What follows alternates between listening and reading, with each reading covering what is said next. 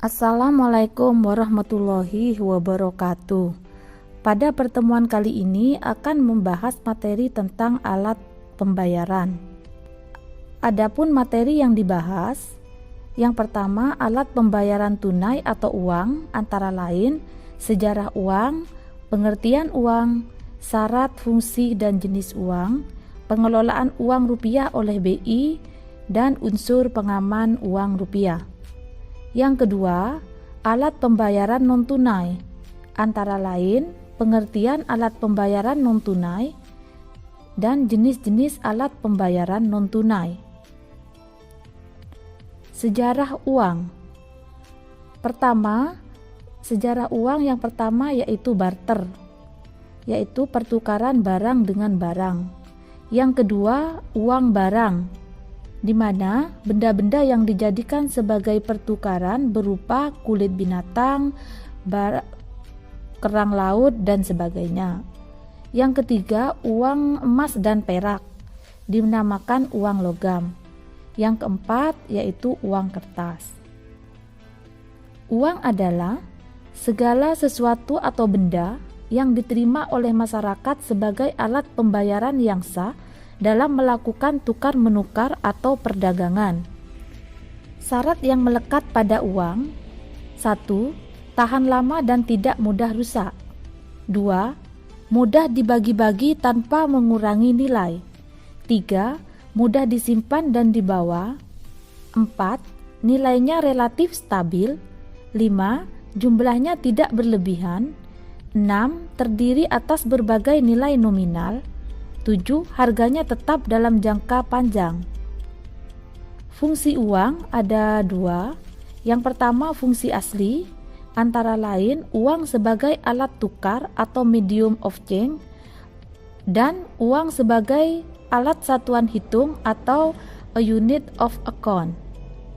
Yang kedua, fungsi turunan, antara lain uang sebagai alat pembayaran yang sah, alat penyimpan kekayaan dan pemindah kekayaan, alat pendorong kegiatan ekonomi, dan standar pencicilan utang.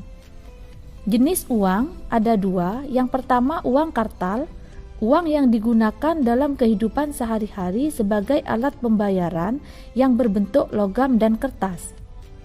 Yang kedua, uang giral atau demand deposit, yaitu uang yang sah namun hanya berlaku pada kalangan tertentu saja.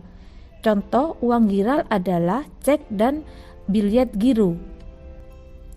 Pengelolaan rupiah oleh BI, yang pertama adalah perencanaan, kemudian pencetakan, setelah itu pengeluaran, lalu pengedaran, kemudian pencabutan dan penarikan, dan terakhir pemusnahan. Unsur pengaman rupiah: 1. Terbuka atau oval, unsur pengaman yang dapat dideteksi tanpa bantuan alat panca indera. Yang kedua, semi tertutup atau semi-closed, unsur pengaman yang dapat dideteksi dengan menggunakan alat bantu yang sederhana seperti kaca pembesar dan lampu ultraviolet. Yang ketiga, tertutup atau cover atau forensik, unsur pengaman yang hanya dapat dideteksi dengan menggunakan media peralatan laboratorium atau forensik. Unsur pengaman terbuka, yang pertama, warna uang terlihat terang dan jelas. Yang kedua, optically variable ink atau OV, hasil cetak dengan tinta khusus berupa logo BI dalam bidang tertentu yang akan berubah warna apabila dilihat dari sudut pandang yang berbeda. Contohnya seperti ini. Berikutnya, yang ketiga, cetak pelangi atau rainbow painting. Cetak pelangi dalam bidang tertentu yang akan berubah warna apabila dilihat dari sudut pandang yang berbeda. Contohnya seperti ini. Kemudian benang pengaman atau security threads.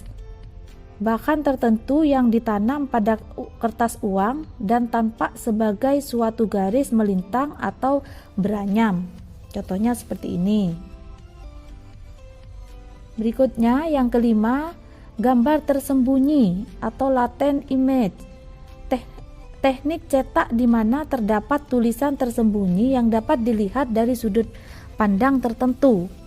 Contohnya seperti ini ya. Kemudian yang ke-6, cetak intaglio, yaitu hasil cetak berbentuk relief yang berasa kasar bila diraba. Contohnya seperti ini. Berikutnya yang ke-7, kode tunanetra atau blind code. Kode tertentu untuk mengenali garis pecahan bagi tunanetra. Ini contohnya. Yang ke-8, tanda air atau watermark. Suatu gambar tertentu pada bahan kertas uang yang akan terlihat bila diterawang oleh cahaya, umumnya berupa gambar pahlawan. Contohnya seperti ini. Kemudian yang ke-9, gambar saling isi atau recto verso, yaitu hasil cetak pada bagian muka dan belakang uang yang beradu tepat dan saling mengisi, menghasilkan gambar logo BI secara utuh apabila diterawangkan ke arah cahaya. Contohnya seperti ini. Jadi yang tadi itu 1 sampai 9 adalah unsur pengaman terbuka. Yang berikutnya unsur pengaman semi tertutup. Yang pertama, tulisan mikro atau mikrotek. Unsur pengaman yang dapat dideteksi dengan menggunakan alat bantu yang sederhana seperti kaca pembesar dan lampu ultraviolet. Contohnya seperti ini. Yang kedua, tinta tidak tampak atau invisible ink. Hasil cetak tidak kasat mata yang akan memendar di bawah sinar ultraviolet. Contohnya seperti ini ya. Kemudian 3, tinta tampak atau visible ink. Gambar tertentu yang dicetak dengan tinta tampak dan akan terlihat memendar apabila disinari dengan lampu ultraviolet. Contohnya seperti ini. Gambar Indonesia. Berikutnya nomor seri atau serial number. Nomor seri uang yang pada umumnya dibuat asimetris dan apabila disinari lampu ultraviolet akan memendar, berubah warna dari merah menjadi oranye dan hitam menjadi hijau. Contohnya seperti ini. Alat pembayaran yaitu ada 2, ada tunai dan non tunai. Kalau tunai yaitu ada 2, yaitu uang kertas dan uang logam. Sedangkan yang non tunai ada paper based dan electronic based. Kalau yang paper based ini contohnya cek, bilet giro, nota debit. Kalau yang electronic based yaitu kartu ATM atau debit, kartu kredit, uang elektronik. Alat pembayaran berbasis kertas atau paper based. Ini contohnya tadi adalah cek. Cek adalah suatu perintah kepada bank untuk membayarkan sejumlah dana. Yang berikutnya giro billet. Giro billet merupakan suatu perintah nasabah bank untuk memindahkan sejumlah uang dari rekeningnya kepada rekening nasabah yang lain yang ditunjuk. Yang berikutnya nota debit. Warkat atau surat yang digunakan untuk menagih nasabah bank lain melalui clearing. Berikutnya adalah alat pembayaran berbasis elektronik atau electronic based, yaitu kartu ATM atau debit. Merupakan APMK yang dapat digunakan untuk melakukan tarik tunai, cek saldo, transfer dana antar dan intrabank. Yang berikutnya kartu kredit, yaitu APMK yang dapat digunakan untuk berbelanja pada pedagang. Yang berikutnya uang elektronik atau e-money. APMK yang diterbitkan atas dasar nilai uang yang disetor terlebih dahulu kepada penerbit uang elektronik. Sekian dan terima kasih untuk pembelajaran kali ini. Wassalamualaikum warahmatullahi wabarakatuh.